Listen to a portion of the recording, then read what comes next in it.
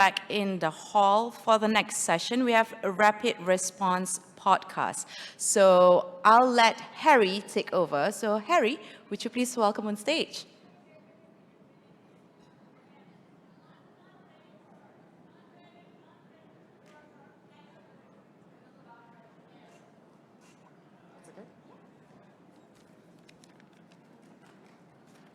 Thank you. That's very kind. Hello, good afternoon, everyone. My name's Harry Locke. I'm the editorial manager for the Public Media Alliance. We're a global association of public service broadcasters, and we've organized this afternoon session for you today, so thank you very much for your attendance. Historically, I think media organizations, when we think about how they cover stories, they've had a range of mediums at their disposal which they can deploy to do that. So I guess there's four in particular I would emphasize. We have radio, TV, online, and more recently social media. And I think quite recently we can add a fifth to this in podcasts. We've labeled this session Rapid Response Podcasts in the sense that media organizations now turn to podcasts to cover evolving and changing news, whether that's ongoing stories like conflicts, big political stories like elections, or environmental stories like wildfires. Podcasts provide the opportunity to explore these pressing issues in a different and exciting way. It adds more context for audiences, and it allows you as a media organization to deep dive into the issues, sometimes on the fringes, rather than the ones always making headline news. So in this session, we wanted to explore how different media organizations are making the most of this opportunity, from both small and nimble online media brands, such as Malaysia's Between the Lines, to larger, more established media organizations, such as Ukraine's public service media organization, Suspilne. But firstly, we're going to begin with a video of a conversation between two BBC News producers, Sam Bonham and Jonathan Aspinwall, talking about the development of their podcast, Ukrainecast. Ukrainecast was launched in 2022 as a response to Russia's invasion of Ukraine, and from conception to production, it was completed in around 48 hours. Over a year and a half later, the podcast is still going and has a loyal and international audience who rely on Ukrainecast for bearing witness to the events in Ukraine. So here's Sam and Jonathan talking about that, as well as what they had to do in the very beginning to turn this podcast from an idea into a reality. The first conversations were about what is this pod, what is it going to be, what's the concept, and then the second conversation, so crucial, is obviously who are the hosts, and what can they bring to the table. And we really, there was agonizing, there was almost solid conversations for 48 hours, agonizing conversations about the mix of the hosts, who could bring expertise, who could bring insights. And we knew it's going to be a very, very emotional situation, because conflicts and war are sadly, they bring heartbreak, they bring heartache. And so we wanted someone who'd be able to ask sensitive questions. And that's how we established the cast around Ukrainecast. Yeah. So Victoria Derbyshire, who'd presented her own TV show and been on the radio and been at the BBC for a long time, and who was amazing at having those emotional kind of conversations that we've been having on Ukrainecast. She was there right from the beginning. She was one of the first people that you spoke to. Hi, Mark. I'm Victoria. I've been talking to your dad a number of times on our podcast, Ukrainecast, and he's told us about what happened to you and your mum and where you are now and your journey to safety. And I'm so happy to see you and to talk to you. How are you? A bit well, yeah. Preparing for the surgery tomorrow. Gabriel Gatehouse, who is a podcasting broadcaster, who is really successful and has lived and breathed stories about Ukraine and Russia. He's lived in both countries. Obviously, those lived-in experiences were going to be utterly crucial in this situation.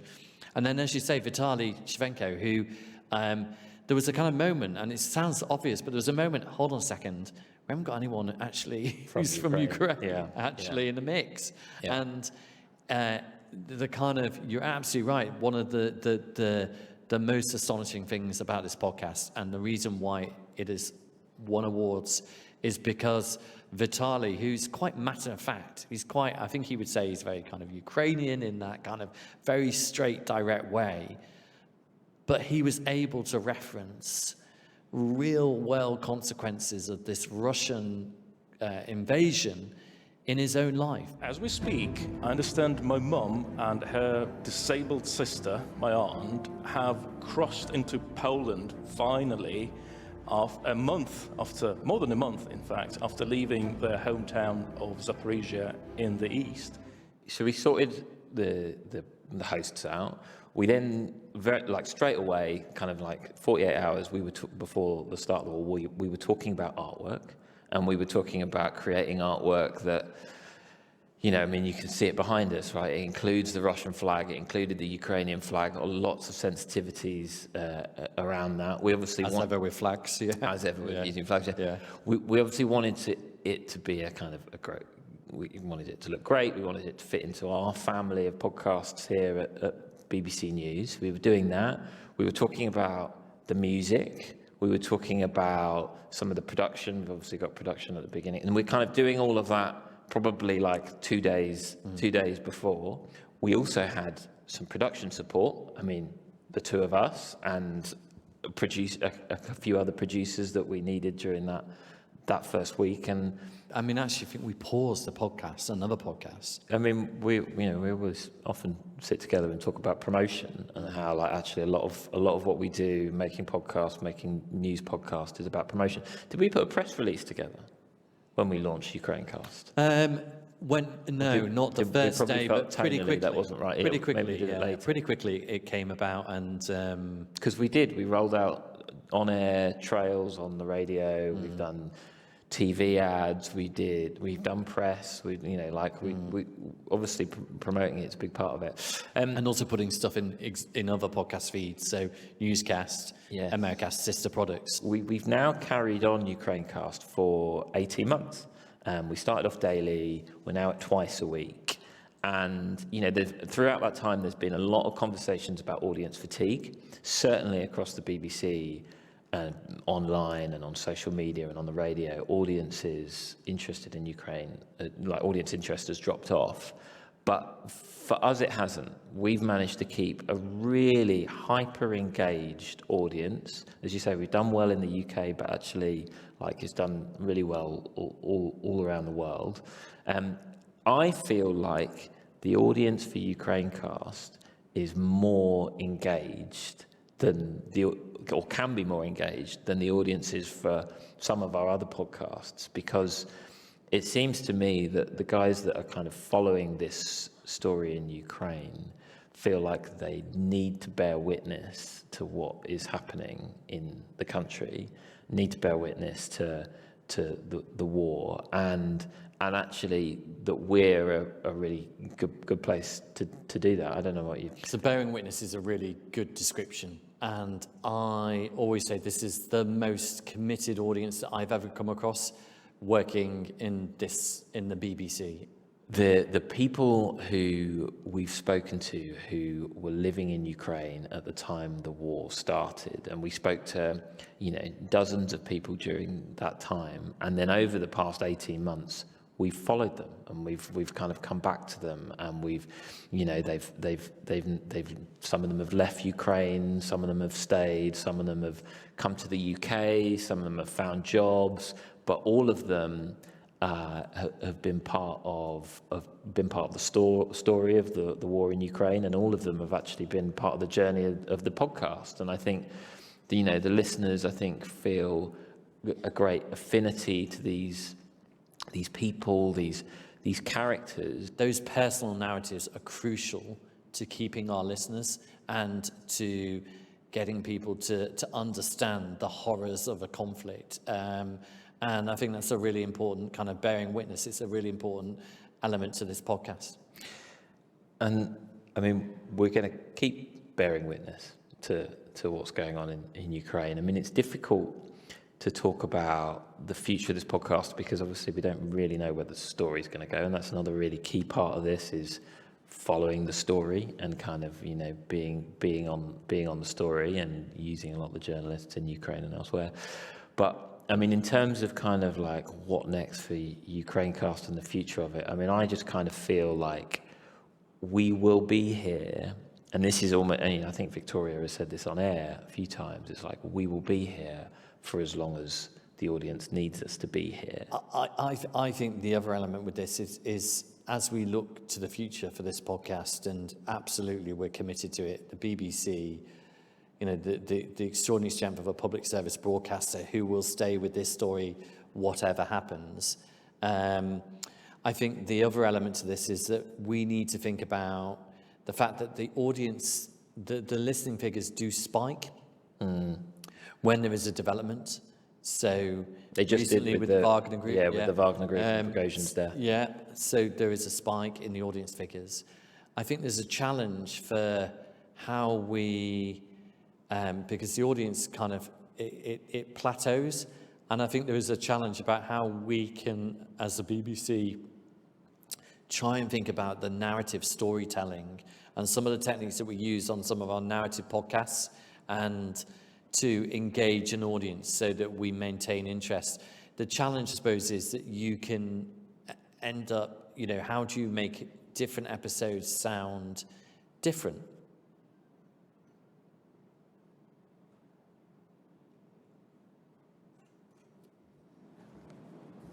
That was Sam Bonham and Jonathan Aspinwall from BBC News talking a bit about, you know, both the conception and putting together a podcast of that sort, but then also the challenge in sustaining it and keeping audience engagement as they you know have continued to do over the past year and a half. Next, I'd like to invite Vadym Myskiy. He is a member of the Ukrainian Public Broadcasters Advisory Board and the Program Director for Detector Media.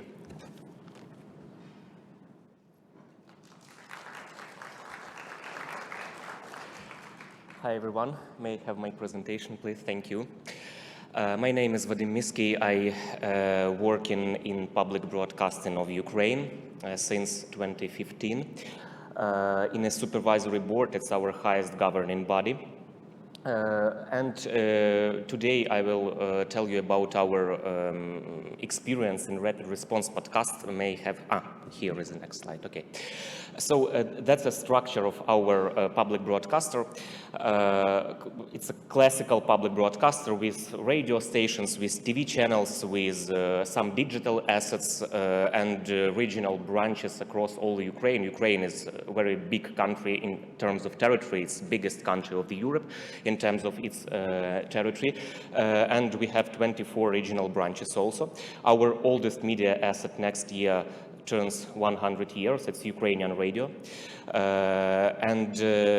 As a public broadcaster, we work since 2017.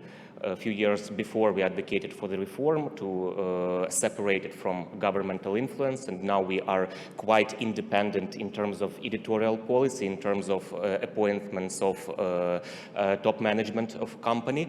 But our funding model is weak, and as I know, it's a common problem for many independent public broadcasters.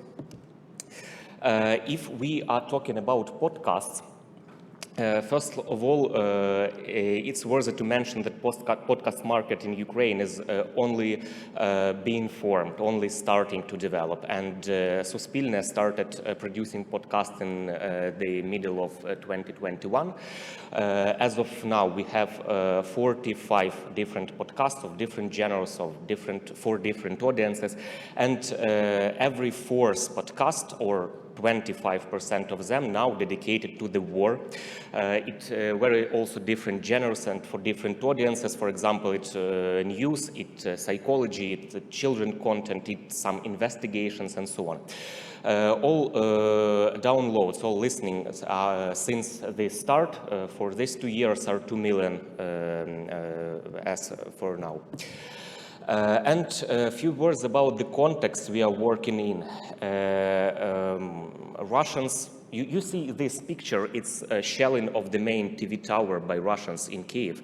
And here on the left, this pencil-style building, it's the headquarters of Suspilne.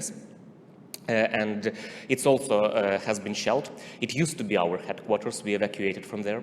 Now we are located in an old radio house in the very middle of Kiev. And it's a public information. Russia constantly shells our TV towers, transmitters, energy infrastructure, energy generation, energy distribution facilities. And we face as a nation, as a country, power outages, blackouts even sometimes. That means that people cannot receive information as they used to with a TV set, because for TV set you need electricity at home. Also unstable internet and unstable mobile connection. There are periods when it doesn't work. But in terms of media work, it opens incredible opportunities for us, growth of online news consumption when internet is available. Number one source of information for people in Ukraine right now is not TV and not radio, it's online consumption, especially its messengers. Number one source is messengers, and Telegram is the biggest messenger with the biggest audience now in Ukraine. Around 70% of Ukrainians receive news about current affairs from Telegram. And actually it is a threat for us because Telegram do not behave like Facebook or Twitter or Google. They are not taken to the Congress or to the European Commission and negotiated how to fight disinformation online. Telegram is out of this discourse at all, and it is a special place where disinformation is blooming. That's why we need to put bigger efforts into promoting media literacy and critical thinking of people because they are in dangerous information environment. Also, growth of radio consumption. Radio is the only medium which is available on occupied territories, which is captured by Russia because we transmit it on AM, and it can reach big distances. And our showcase for today, it's a podcast which is dedicated to critical thinking, to media literacy, and to combating disinformation. It's Russian Fake. It's a daily podcast started in the very beginning of the war, in the first week of the full-scale invasion. We debunk there the most recent fakes, manipulation, disinformation, rumors, which Russia disseminates regarding the war in Ukraine. It produced with a partner, with an NGO, which I also represent. It's Detector Media NGO, well-known Ukrainian think tank in the field of media and disinformation. Also, this content, we distribute it through the radio broadcasting, through our flagship radio channel, and thus it's available on occupied territories where people lack of information, of credible information. For example, we speak about fakes about army losses, about Ukrainian government, about shelling, who shelled something, yes. International support, is it exist or not, decreasing or increasing, mobilization and other things. A few words about Detector Media and why I talking about it, because I think that collaboration with NGOs with the good analytical skills, it can be a good idea for starting a rapid response podcast when the broadcaster is in crisis and haven't a big analytical team to discover and dig something. There are some NGOs which are professional in certain things. We engaged Detector Media for creating this podcast, and as we talked yesterday on Deutsche Welle training on podcast making, you need to plan who will be responsible for analytical part of the job, and NGO is responsible for digging and for debunking the fakes. The broadcaster is responsible for making it audible, making it good to accept in audio way.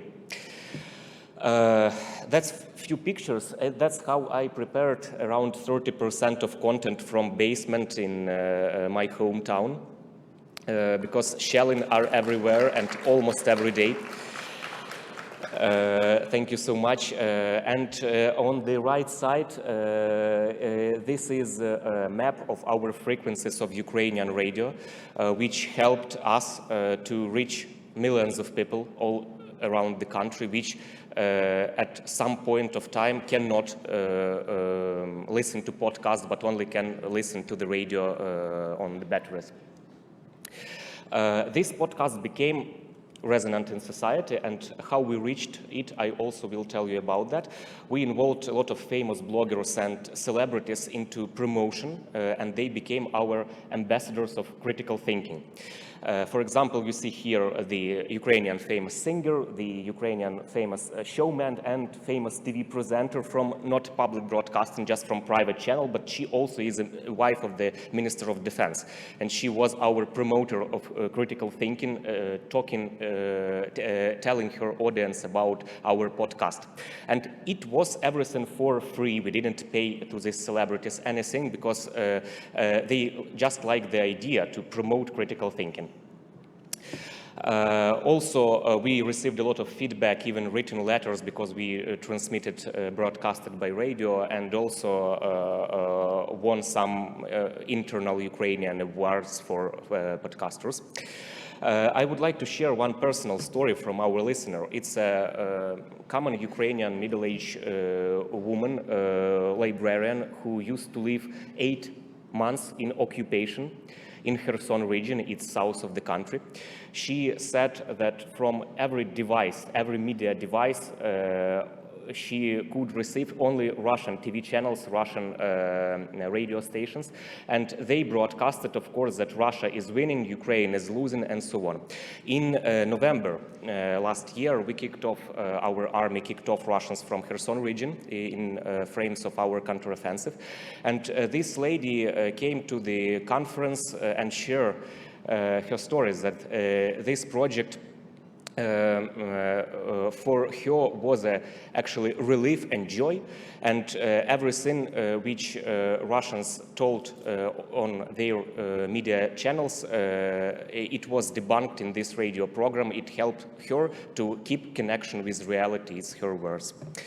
It's about also impact, not something which you not measure only by downloads, but by impact on people's life. And yes. Last slide, it's another showcase from Ukrainian reality.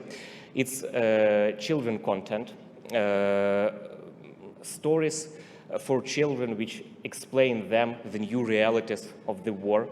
And you see here, it's a mom with a child in a metro station. They came there for the night, to spend the night there, take the clothes and mattress because of shelling. And we hope that our podcast with fairy tales regarding the war helped a lot of people to somehow explain their children what happens around and why, for example, they should spend nights in shelter and be more resilient to the situation. Thank you so much.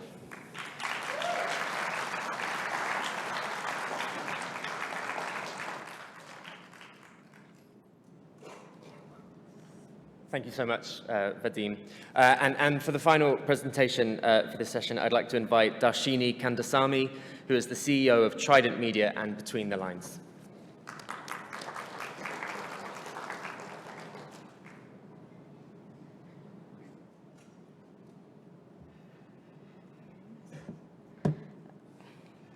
Sorry, short person problem.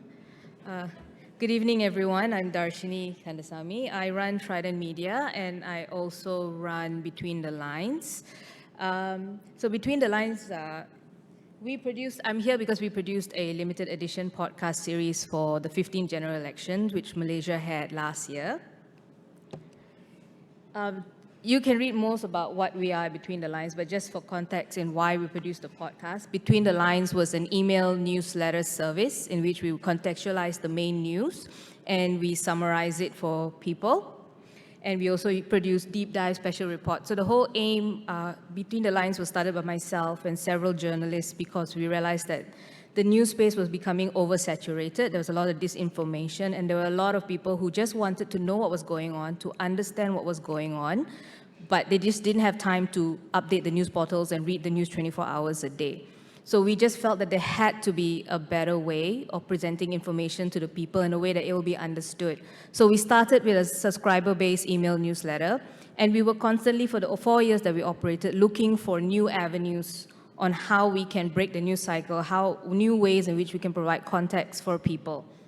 And on the last point, if you realize that I tend to speak in the past tense, we actually ceased the newsletter in July this year.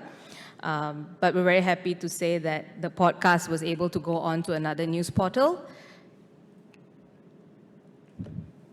So this was the podcast. We produced 11 episodes, and the second reason I'm putting this up here is because I apologize for the very basic nature of my presentation. I'm a journalist, and presenting slides is not my best suit, so I try to make it very colorful for everyone to make up for the shortfall.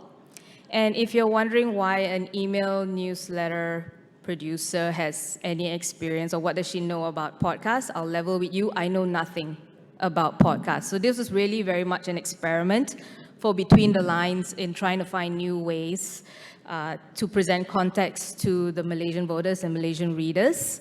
And I think I'm here really very much a fish out of water story to exemplify the more creative, flexible, adaptable nature of podcasts, away from the traditional format where it's an interview, it's structured, it's pre-recorded. There really is more flexibility with a podcast format. So I basically answered the first question. Why did we produce this? Because it was a new strategy for us where we were looking for a long time, a new way. The problem, if you notice with many journalists, at least as the ones that I deal with and myself and my team, we're all introverts. So no one wanted to be the one to be the voice of a podcast. No one wanted to be on video. So that was a huge problem if you want to produce content. So the next point is therefore opportunity came. So other than having the will, a lot of stars aligned for Between the Lines to produce this podcast. Just 2 weeks before the general elections, when we were cracking our brains, we're like, how else could we complement the newsletter and the special reports and provide useful content, not just content. I think we all can accept the fact that there's too much content, especially when it comes to election. You're stuffed with it. So how can we produce something that will be relevant, that will be easily consumed, and really fit the need for people without just stuffing content down their throat? And basically what happened was, Between the Lines, Kerusi Panas. Kerusi Panas basically means hot seats. And we were working with a long-time columnist called Dr. Bridget Welsh. She's a famous political analyst who specializes in Southeast Asian news. So Kerusi Panas is really her brainchild. She came to us 2 weeks before the general election and said, look, I have an idea for a podcast series. I will travel around Malaysia to various states. I will do my analysis, and I will create and come up with 11 seats that no one is talking about. It's not your typical listicle. It are hot seats that no one else is focusing on. It's taking away from the big political personalities, but I need someone to produce it for us. And I said, look, I will fund this. I will produce it. I don't know how, but we will get this done. Fortune smiled on us again. 2 days later, I was at a conference, and if you know Norman Chella, he runs Renegade Podcasts. He spoke at Radiodays last year. He was there. I spoke to him, and he said, we will do this for you. So, we produced this podcast in under 7 days. And this included Dr. Wells traveling to various states across the country, recording in her car, in the hotel room, in a cafe, and working at Renegade Radio. So it really was a learning experience. We hit the ground running. As for Renegade Radio, like I said, I think many people are familiar with podcasts. You sit down, you record, you pre-record. If there's noise, you can record over. We did not have AI. We did not have the time. The producer from Renegade would be like, look, can she stop sending us recording at 8 p.m. and expect us to put out the podcast at 9 p.m.? And we said, no, we are not functioning like a normal podcast company or product. We are running this like a newsroom. So they had to learn the newsroom format where a story comes in at 8 p.m., you edit, you put it up, 9 p.m., we had our podcast. It was consistent with BTL branding. Like I said, it was just a new way for us to provide context. So it wasn't too out of reach for our readers to be like, BTL, why are you producing a podcast? Because they knew who Bridget was, they knew what we were about, and so they already trusted us. So in terms of marketing, we really didn't have to do so much. And yeah, Bridget Wells is already so known, so we felt like that would help to carry the podcast. We didn't really have time to do marketing, so that really helped. So here are just some facts from the podcast that we produced. It was 11 episodes in all. We ran from November 7 to to the 17th. There are the channels that it's on. It's still up on our website if anyone wants to check them out.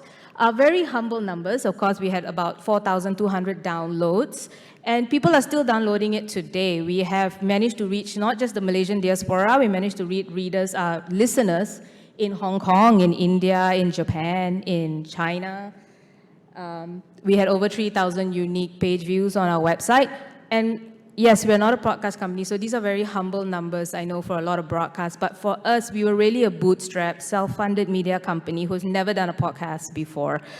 So this was really, we thought no one was going to listen to this, and this was really proof that the experiment worked, and there really is a need, a space for good content, and people will respond to it if you find a very strategic content that fills a need.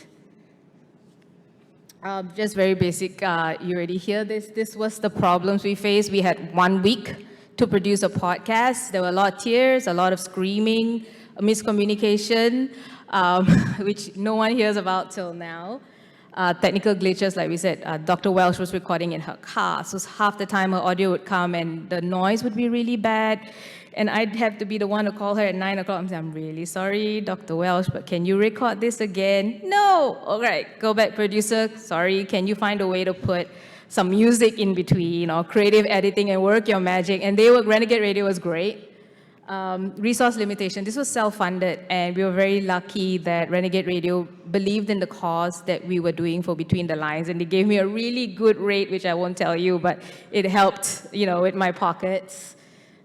Risk of burnout, anyone who's covered the election, you would realize. So on top of our election coverage, I did the artwork. We didn't have time to hire a graphic designer, so I did all the artwork. My editor was doing all the, captions that we would put up. We're working 24 hours a day for less than a week. And the limited reach, not everywhere in Malaysia you'd get, especially East Malaysia, you'd get internet connection. So a lot of people that we wanted to was unable to access the podcast. And I'm not sure how wide this was, but we did hear that many people got around this by splicing and re-recording our podcast and splicing it and sharing it on WhatsApp, which was not great for my page view for the website, but we were very, very happy because it showed that people wanted this content and people were able to find a way to access our content. And from the learnings that we had, this is why we felt that it was successful for us and why people wanted a second season, which I'm very happy Dr. Welsh was able to produce. The topic, like I said, it was very relevant. We managed to fill a hole in an already oversaturated market. We were able to give fresh perspective. We were able to produce something every day, so people were able to carve a space out for us. They knew what to expect until the election day. And personalized view. The way we did it was we did not write this as a listicle. It was not done in a typical news format. It was not an interview. Dr. Bridget made it in terms of a story. So every seat that she covered, she spoke about the food, she spoke about the people. So you were able to understand why this seat mattered because she explained the voters, their personality, their style, why particular candidates mattered, and why, although no one else was looking at the seats, why these seats really would impact the election. And I think that was something that was missing from a lot of the coverage. And yes, I am done. I'm open to any questions later on if you can catch me, but yeah, very grateful to be here. Thank you.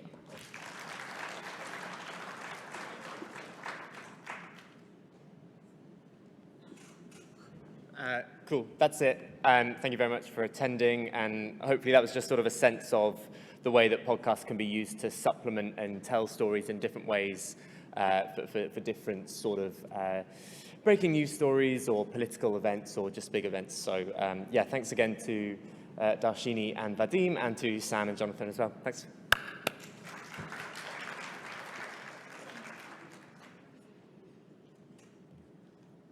Thank you, Harry. You pretty much summarized it for me. So I'll just go on to the next session. It's called the Gen Z Challenge. Basically, how do you successfully engage with the younger future audiences? So I'll call up Emily Copeland from CADA, Australia, Kristen Schalt from RTL Germany, Steve Ahern from ABC Australia, and Shah Hayatudin from Media Prima Audio Malaysia. Please. Yeah, sure. Thanks, man. Thanks. Steve. That one, yep. And I'll sit here. Oh, sure. Yep, sure. You're the stars, I get the end. I can hide behind there. This session is the Gen Z Challenge. How do we successfully engage with younger future audiences? It's a question that's been asked and speculated a bit already today. And we've got some time now, as our day finishes, to revisit that and get some more perspectives and a bit more of a conversation going about that. Now, earlier today, you already met Emily and Christian, so I won't introduce them again. I'll ask them shortly to recap what they said earlier in case anyone missed it. But I do want to introduce a new face here to our panel, Shah Hayatudin. Shah's worked here in Malaysia and also in Australia.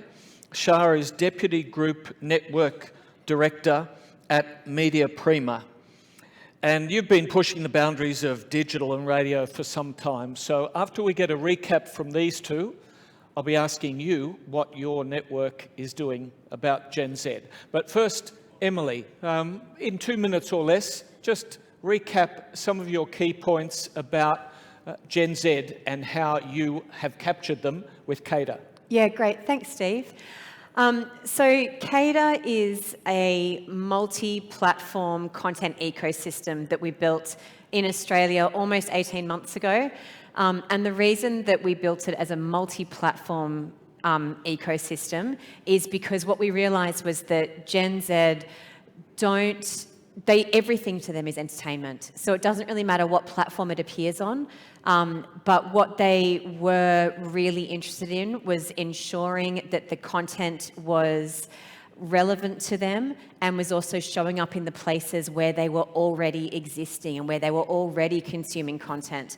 So the idea of an ecosystem basically meant that CADA was able to produce content which sits across audio, podcast, social, YouTube, we do events, and once people come into that ecosystem to engage with a piece of our content on one of those platforms, we then constantly push them around to get more content from another one of the platforms. We also have been very conscious of ensuring that the talent at CADA represent the breadth and depth and diversity of the audience that we're speaking to. Radio has been accused in the past of being a very white medium in Australia in particular, and that's absolutely not indicative of the Gen Z population in Australia. So CADA has an incredibly diverse pool of talent. And we also chose people who are creating and contributing to culture themselves rather than people who just wanted to hear their voices on the radio, which really helped us in ensuring that we had credibility and authenticity with our audience, because when you're launching a new brand, one of the hardest things you have to do is build your reputation, and you can't buy that. But one thing that you can do is collaborate with people who already have a solid reputation to, help to build yours. So, yeah, I think that's a great summary. Thank you. Christian, we heard earlier your focus was on AI, and I'm interested in what perspectives from an AI point of view you have on the Gen Z audience. Well, of course, AI is not naturally a Gen Z thing. So AI is a kind of meta technology that is kind of a layover about everything we're doing. I talked earlier today about the idea that it might be a good idea to ask about the why first instead of immediately starting to do AI experimentation and introducing tools. And the idea was to provide a good strategic framework, which is the value chain of a typical radio station, and to ask how and where can AI add additional value. We see, especially for younger audiences in the podcast space, that AI is really helping to be found. Yeah, that's probably one of the most advanced advantages of AI, that people who search for certain podcast topics or for certain items also in on-demand content can find the content quite easily, because AI helps to transcript the podcast episode and also makes it searchable by finding the right keywords and display them on several services. So this, I would say, from a really practical point of view, it's a big advantage of AI, especially when targeting younger people. Terrific. I'll come back to both of those perspectives, but Shah, now can you share your thoughts and explain to us how your networks are connecting with your young audiences? Yeah, Steve, thanks. So Media Prima Audio, we own 5 radio stations and one very big app to reach our audience. So the thing is, each radio stations, all of our radio stations are on multiple digital social platforms. So it's how we generate different content to suit the different social media platforms to reach out to that Gen Z, that generation particularly. So it's understanding the different platforms cater to different age groups, like it or not. And in Malaysia, we have 33 million population, and out of that, about 89% are on social media. So that's pretty high. So this is starting from the YouTube generation right down to your TikTok generation and all your chat apps that happens. So a lot of key learnings are from the social media platforms, that even the app that we created where you can stream our radio stations and listen to podcasts, it's one consolidated app where you can do multiple things on it. So you read, you chat, you can even chat with the announcers and anyone else in the community in our app. So you don't take them out of the universe, you keep them there. So this is how you reach towards different Gen Z type of content as well. Okay, so you're talking about your own app, the Media Prima app. Yes, which is called Audio Plus. And it's built an ecosystem in it, correct, which includes messaging, people can talk to each other, etc. That's right. Okay. How do you get people onto that app? Do you take them from the other social media channels and draw them in some way? Yes, so the interesting part, if we understand radio from many years, we have FM. Of course, then we went on to DAB plus or DAB, and eventually social media started coming in. So we used to have to listen to FM, and then we try and bring them into the social media network. But the key learning that Media Prima Audio has learned in the past, I would say, 3 to 5 years, it's the other way around. Now we start listening and doing a lot of research, understanding the younger generation. You don't hear them say, I listen to radio. So what they're saying now is, I watch radio. So how's this possible? Wow. So it's from the social media content now, the Gen Z. So instead of FM to social media, now we got to take them from social media to FM to listen to us. So let it be if they are listening to us via streaming, web, or natively FM. It's fine. And as they age, most likely they start owning a car or whatsoever, then they start listening to you natively through that original medium. But it's trying to pull them from social media to bring the affinity to humanize your announcers and your talents, which is exactly what Emily is doing at CADA, and bringing them into the universe. So it's making them learn who their announcers are, so you grow the affinity and humanize them. Then they say, I want to be part of that. Then they will understand what the brand is. And then you make them love radio and listen to radio. I like that. So they watch radio through that. And Yes. Emily, let's come back to you, because added to that was the personality star value that you talked about. Yeah, well, I think also just touching really quickly on that idea of watching radio, so many radio segments make really great TikTok content videos. Correct.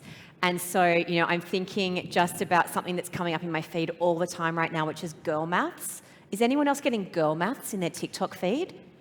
And it's this idea that it's quite sexist, but it's also quite funny content. It's this idea that women can justify expensive purchases by going through this whole process in your head, and you say things like, oh, well, if I spent $100, I got free shipping, so there was no point in spending $90 because then I was losing money because then I had to pay for shipping. Or, you know, it was half price, so I would have been losing money if I hadn't bought it. And it started as a radio segment on a New Zealand station, I think, which then became TikTok content. It went into feeds and went absolutely viral on TikTok. And another example is like things you can say in the bedroom that you can also say in a restaurant, or things you can say in the bedroom that you can also say in a gym. And that was also a radio segment that became a viral TikTok video. And so the kind of content that we create for radio, that short form, entertaining, translates beautifully into video content. But when it comes to personalities, one of the angles that we took at CADA, launching a brand new brand, didn't have an enormous marketing budget. So what we had to do was think of strategies by which we could reach as many people as possible, as quickly as possible, to get this new brand out there. And majority of the talent on CADA come from a background where they are content creators themselves. And that doesn't necessarily mean they're all social media influencers, but quite a few of them were. And the combined reach of our talent at launch was 3.6 million. So that meant that we had written into all the talent contracts that you will share content from CADA on your own social media platforms. So on launch day, we were able to have content go out to 3.6 million people without spending a cent on it. That's pretty impressive. I wonder about podcasting and AI, Christian, because what we've been hearing here is catch-up radio segments can make good social media segments, or social media segments and topics can roll back into radio. Can AI help us to find those things, to index them, to recommend from one podcast or segment to another? Yes, this is definitely something you can apply. For instance, we have an integrated app, which is an offer including TV, video on demand, podcast, paid music, and radio. It's called RTL Plus, and the idea is to have a bundle, and we offer it for €9.99 per month. And this is exactly the idea that AI can curate content and connect content that is not connectable through, let's say, editorial commitment alone. So if you, for instance, listen to a certain kind of music, or you listen to a radio station, you get a recommendation for certain video on demand. Or if you listened or watched a specific series, we know that this type of persons usually like, let's say, true crime in podcasts, so we link these together. And we hope by bringing all these media together to raise the level of consumption across all media. And AI is a big tool and a big facilitator to achieve that.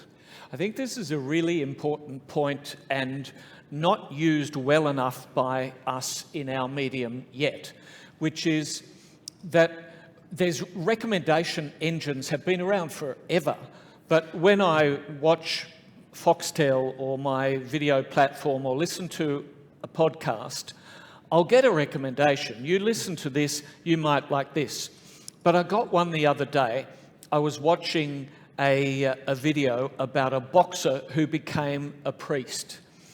And I forget what it was called. But then I was getting lots of recommendations of stories about priests and religious things. I didn't care about any of that. So clearly, you know, somebody had just put a category of religious, and I fell into that.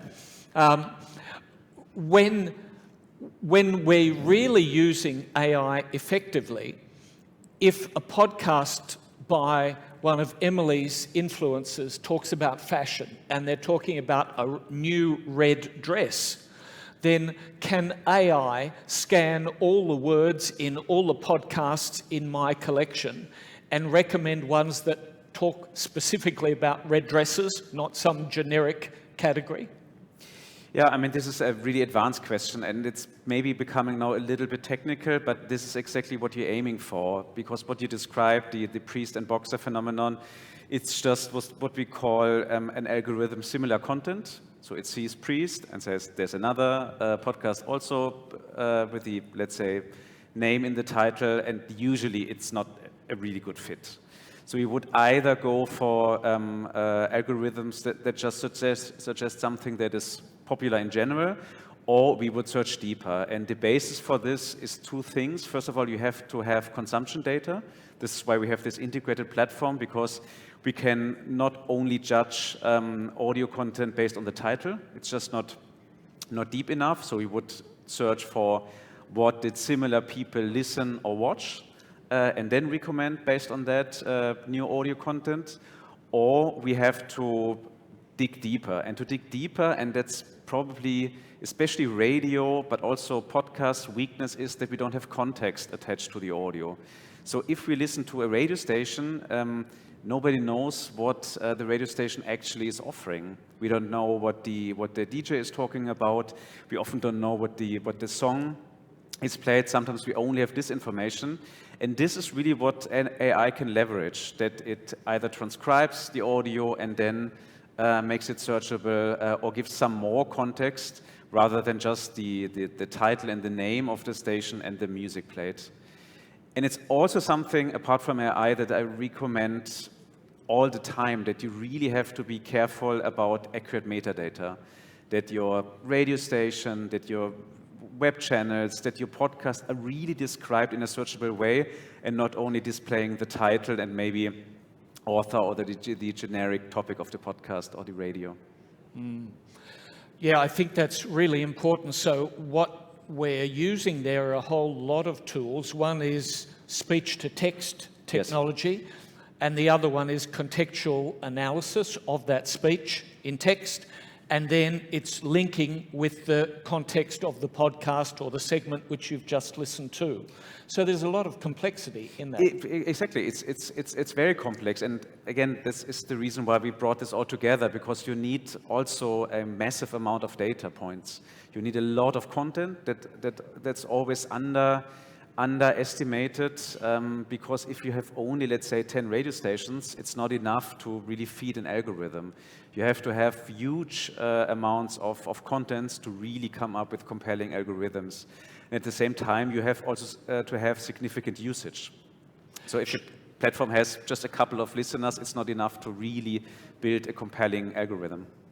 Shah, you have a lot of data points from your audience. Correct. What do they tell you about the young listeners and consumers of your content? Well, particularly being in a big media company, start off with the data that we get, it's understanding, of course, the age group. And then different age groups have different high traffics at different hours. So that will also determine the time that we put out that content for that particular age group on a particular platform is very important. So what is the key time for the youngest part of your audience? So I would say TikTok is one of the latest younger generation platform, and they're more active at night more than anything else. So anything that we want to post would have to be towards the evening or the night, because then it's new on their timeline and it's something for them to look at that it's current. So compared to the Instagram or Facebook, which is the older generation, or even YouTube, it's all right if you post it earlier during the day or in the afternoon. So it also depends on the size of the content. That means the length of the content as well. What's the secret to posting to catch that, let's say, the nighttime audience? Do you post at the moment they're on? Do you post an hour before so that it's picked up by the algorithm? I think it's a bit of trial and error, because I mean, I'll use Malaysia as example, because majority is Malay race, so they tend to be determined by our prayer time as well. So sometimes you don't want to hit at the wrong time when it's prayer time at night. So it will come right after that, or depending on what type of content it is. Okay, so, just after prayer so time. just after prayer time, before an active time. So when they switch it on, they can see, oh, posted 2 minutes ago or 30 minutes ago. Then they know it's current, you see? So it really depends as well on the day. Emily, what have you learnt about catching your audience at those key times? I think for us, we do a lot of test, measure, and tweak. And so, you know, you can look at all the data, and we do. We go, okay, when is the audience at its highest point? What kind of content are they reacting to? What talent do they want to see more of based on the level of engagement or the level of views?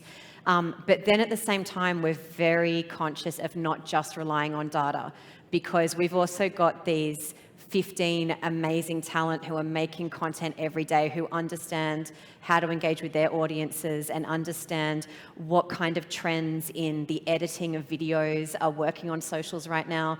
You know, and we've got this incredible video production team at CADA who come from a TV background. And you know, it was amazing then to have them working alongside social media content creators who were broadcasting on CADA, because they were coming in and saying, your edits are too slow. Like, I want cut. That's what it needs to look like. And so these people from a TV background then had to switch their production styles to fit in with what young content creators, how they're making the content for their audience, because their audience is also our audience. So we need to listen to them and take advice from them, and not just assume that because we've got decades of experience in content production that we know better than they do.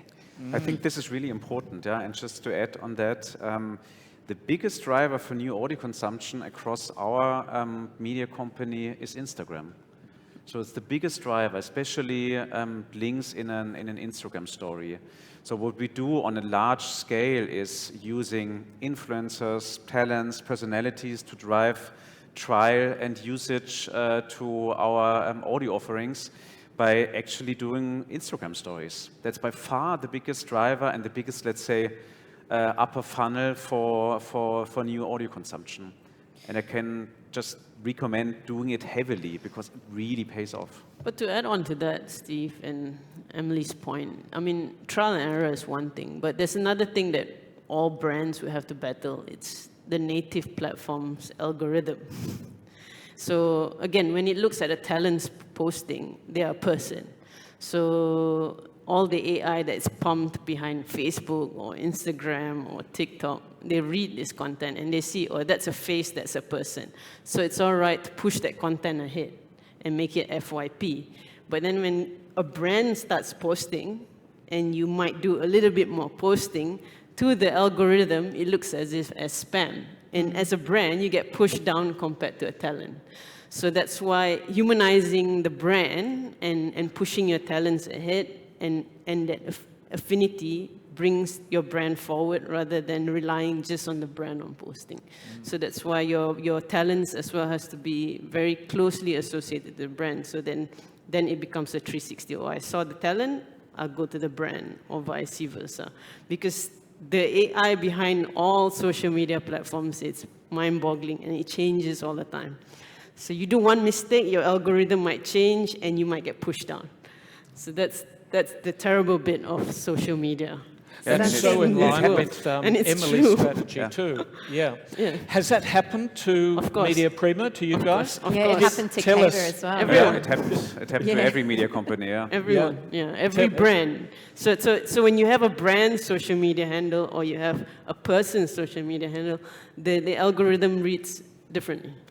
When we first started posting on CADA, every video that we put up, we would strap it with CADA at the bottom of the video so that while people were watching, they were getting to know the brand and they knew where it was coming from. And that the videos just weren't performing as well as we hoped they were. Even if our talent posted it on their own personal platforms, they weren't performing how we hoped they were. And it was actually one of our talent that said, hey, this looks like an ad, you need to pull the CADA brand off the front. So we dropped that and just made sure that every time our talent were talking into mics, they had a mic cube that said CADA on it. And so that to the algorithm didn't look like a logo, but to the audience watching the content, they could clearly see it was CADA content and the views shot up. Oh, that's smart. Have you faced that? Yeah, these are really common stories. We can really relate to that. I think the biggest fall was with our magazine brands, who were, I think it was 1 or 2 years ago, really hit hard by the Facebook and Instagram algorithm when they discounted media companies, and the reach on social media, I think it was 10 times smaller from one day to the other.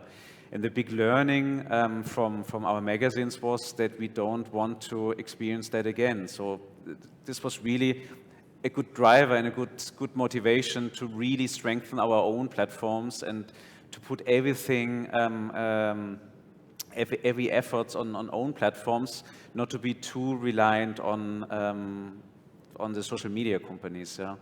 It was helpful for audio, but it was a disaster for magazines. Okay, that's another good point. So wherever possible, drive your audience back to your own platform. I think that's the core question. To what extent can you drive, especially young people, to your platforms? It's definitely necessary and important, and as much as possible you should do it. But at the same time, it's not manageable 100%. Many people just want to consume the content on their favorite platform, whether it's YouTube or TikTok or Spotify and elsewhere, and you have to find a commercial model that reflects that. You cannot rely on pure monetization on your own platforms. I think that's the biggest challenge when it comes to targeting young audiences. We heard from Joe Dick and Deb Hishon earlier about the new ratings audience analysis in Australia, and one of the things that I was interested in there was they said that young audiences, maybe driven from social media back to radio, were being driven to the streaming platforms, not broadcast radio. And that's probably a similar trend. Do you have an insight? Yeah, so I would reckon anything from our social media will give you clicks, because on social media now you add in links, right? So automatically you link it to either your web streaming or your app download. So automatically that will be their next to-go platform. And anything you put on social media, let it be a promotion or a campaign or content, you don't want to make your audience have to click more than 3 times. Otherwise, they'll forget it. It's too many things to do. So you see something, you click, so that has to go to your streaming straight away. So that's their next to go to. So then that's how your brand gets known. So they don't need to know a normal transmitter or a DAB+. That's my go-to is the next app, which is I know that eventually you're a radio station, and to listen to you is through web streaming or your app. So conversion, I would say about 10% at least.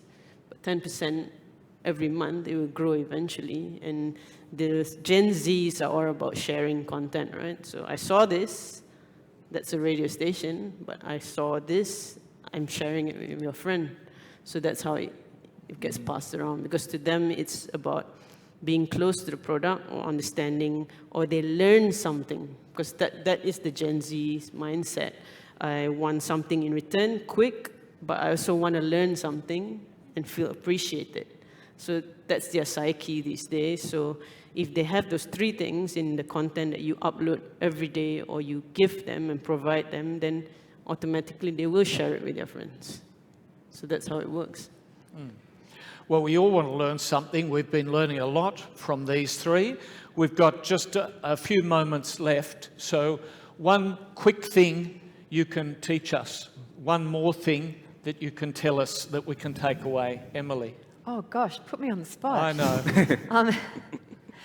You're so wise. Oh, I mean, as we were talking just then about social media, I think one of the things that I really want to leave everyone with is that, yes, social media is an important platform for young audiences, but also we are audio creators at the end of the day, and I see social media as primarily a tool through which great audio can be marketed.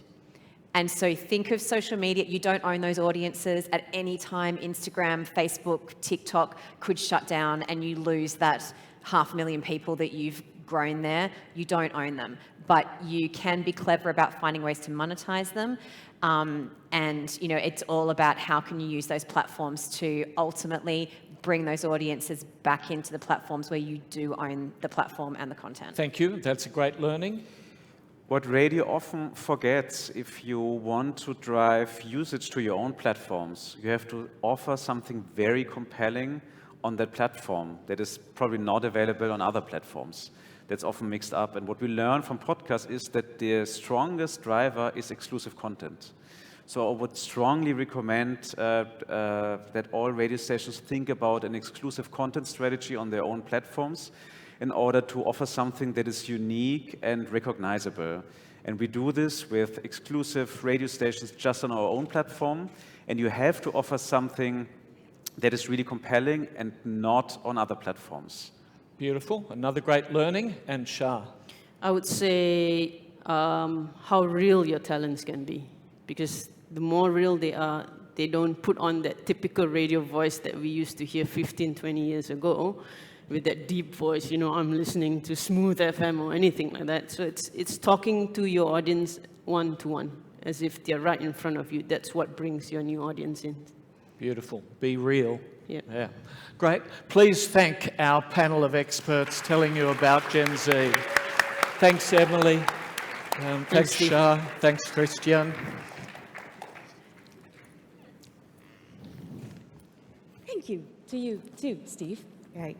Okay, that means that's a wrap up for today, but don't worry, Radio Asia Day is happening again tomorrow. So tomorrow morning, just a quick teaser, there will be speaker from Lisa Leong, who told me that she's going to be sharing in depth about a person being in the radio, okay? So after this, there's a networking session. There'll be snacks and also drinks. I was informed to press on this. There will be non-alcoholic beverage, but if you guys want to have one, you guys can order at the bar, all right? So it's a wrap for today. Have a great day. For those who are driving back, please drive back safe. Thank you. Thank you. So we'll have those great freebies, nibbles, drinks, and then if we want to buy something, we know where to find it too. Thank you. Oh yeah, great idea. Picture.